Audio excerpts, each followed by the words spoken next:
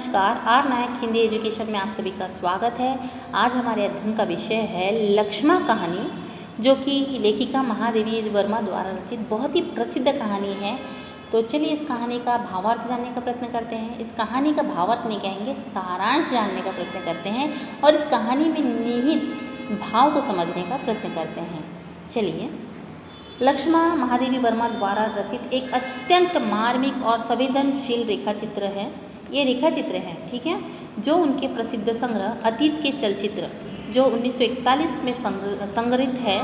इस कहानी या रेखाचित्र में लेखिका ने पहाड़ी अंचल की एक अत्यंत कर्मठ, सहनशील और शोषित ग्रामीण महिला लक्ष्मा के जीवन संघर्ष और पारिवारिक त्रासदी का सजीव चित्रण किया है। मतलब ये जो कहानी है लक्ष्मा, तो ये लक्ष्मा जो कहानी है ये 1941 में प्रकाशित हुई है अतीत के चलचित्र में। इसका एक अध्याय दिया है और इस कहानी में एक ऐसी पहाड़ी अंचल में निवास करने वाली एक महिला की कहानी है जो बहुत ही कर्मठ है, सहनशील है और शोषित ग्रामीण महिला है, और कि पारिवारिक त्रासदी उत्पन्न होने पर भी वो किस तरह से अपने कर्मों को करते हुए आगे जाती है। तो चलिए इस कहानी को जानते हैं। अब इस कहानी का जो प्रमुख सार है उसको जान लेते हैं। तो सबसे पहले है कि लक्ष्मा का व्यक्तित्व कैसा है, उसके शरीर की बनावट कैसी है, उसका रूप सौंदर्य कैसा है। तो लक्ष्मा एक पर्वतीय क्षेत्र में रहने वाली युवती है। उसका मुख धूप से झुलसा सा हुआ है, आंखें आंसुओं और हंसी के अनूठे मिश्रण से भरी है और ओठ ठंड के कारण नीले पड़ चुके हैं। निरंतर कठिन पत्थरों पर दौड़ने और घास लकड़ी काटने के कारण उसके हाथ पैर अत्यंत कठोर हो चुके हैं। यानी उसका व्यक्तित्व बताया है, उसके शरीर की बनावट बताया है कि लक्ष्मा जो है वो पर्वतीय क्षेत्र में रहने वाली लड़की है और धूप के कारण उसका जो चेहरा है, मुख है, वो झुलसा गया है और उसकी जो आंखें हैं आंसुओं और हंसी के अनूठे मिश्रण से भरी हुई है। उसके जो ओठ है वो नीले पड़ चुके हैं और वो पहाड़ी क्षेत्र में इधर उधर भटकने के कारण, दौड़ने के कारण या काम करने के कारण वो उसका जो शरीर है वो अत्यंत कठोर हो चुका है। ठीक है, अब देखिए उसमें पारिवारिक बोझ या व्यवस्था क्या थी। एक ऊंचे टीले पर लक्ष्मा की एक छोटी सी घास की झोपड़ी थी, घास फूस की झोपड़ी है। उसके परिवार की स्थिति अत्यंत दयनीय है। पिता की आंखें खराब है, माँ का हाथ टूटा हुआ है, भाई संसार से विरक्त यानी सन्यासी बन चुका है और उसकी मृत भाभी के छोटे बच्चे भी हैं। जो उसके भाई जो है एक सन्यासी बन गया है और उसकी मृत भाभी के छोटे बच्चे हैं। इस पूरे असहाय परिवार का भरण पोषण की जिम्मेदारी केवल अकेले लक्ष्मा के कंधों पर है। यानी लक्ष्मा एक ऐसी लड़की है जो ग्रामीण इलाके में, जो पहाड़ी क्षेत्र में रहती है और सारे परिवार की जिम्मेदारी उसने संभाली हुई है। उसका जो पिता है उसकी आंखें खराब हो गई है, माँ का हाथ टूट गया है, भाई सन्यासी हो गया है, जो भाभी थी उसके बच्चे हैं, तो उसके बच्चों का भी भरण पोषण की जिम्मेदारी इसके सर पे है। तो सारे परिवार की जिम्मेदारी ये लक्ष्मा सहन करती है।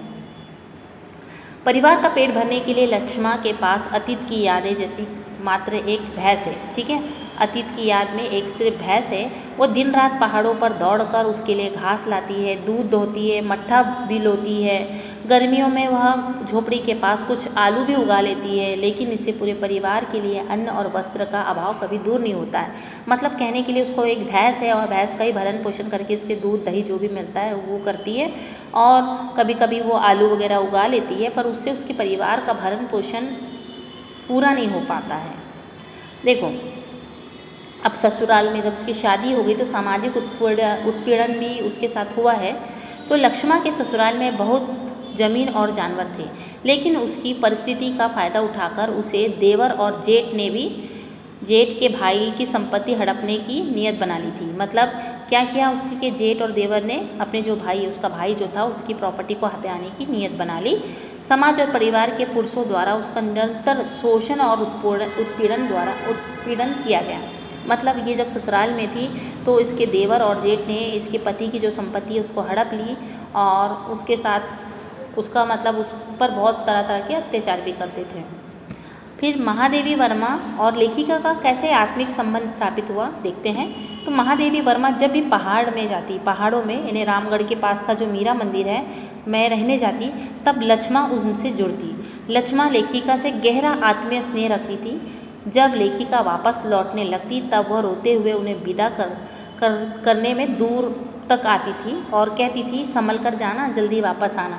यानी लेखिका और लक्ष्मा का संबंध कैसे स्थापित हुआ कि वो लेखिका जो थी वो रामगढ़ के पास का जो मंदिर था ना, मीरा मंदिर, वहाँ पर वो रहने जाती थी, तब उसकी मुलाकात वहाँ पे हुई और दोनों में इतना प्रगाढ़ संबंध स्थापित हो गया कि वो उनसे बहुत ज़्यादा जुड़ गई थी। और लेखिका जब भी लौटती तो वो रोने लगती और यही बोलती थी कि संभल के जाना और जल्दी वापस आना। ठीक है, अब देखो भविष्य की अनिश्चितता।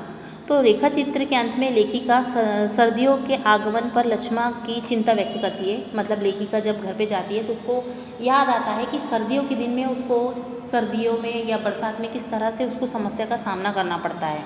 जब पहाड़ों पर 3-3 फीट बर्फ़ जम जाती और गरीब लोग अपने घर में दुबक कर घुस जाते, तब लक्ष्मा अपने अपाहिज माता पिता, छोटे बच्चे और बेसहारा जानवरों को इस कड़कड़ाती ठंड से कैसे बचा पाएगी।